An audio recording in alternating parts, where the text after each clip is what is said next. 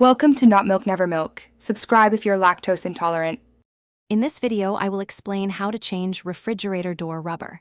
Start by gathering your tools, including a new refrigerator door gasket, a screwdriver, and a hair dryer.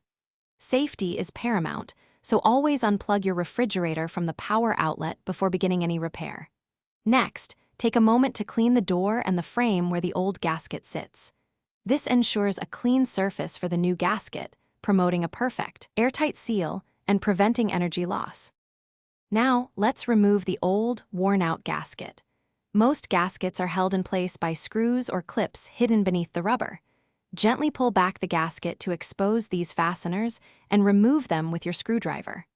Once all fasteners are loose, carefully pry the entire gasket away from the door panel. Take a moment to inspect the channel for any lingering debris or old adhesive, ensuring it is completely clean.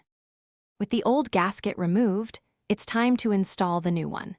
Begin by aligning the new gasket with the door's channel, ensuring it fits snugly.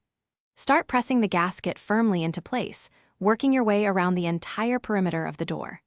Once the gasket is seated, reinstall all the screws or clips you removed earlier, tightening them just enough to hold the gasket securely without overcompressing it. For a perfect seal, gently warm the new gasket with a hair dryer on a low setting. This helps the rubber become more pliable and conform to the door frame. Close the refrigerator door and visually inspect for any gaps or areas where air might escape. A simple dollar bill test can confirm a tight seal. Close the door on a dollar bill. If it pulls out easily, the seal needs adjustment. Repeat this around the entire door. Thanks for watching. If this was helpful, leave a like and consider subscribing. See you next time.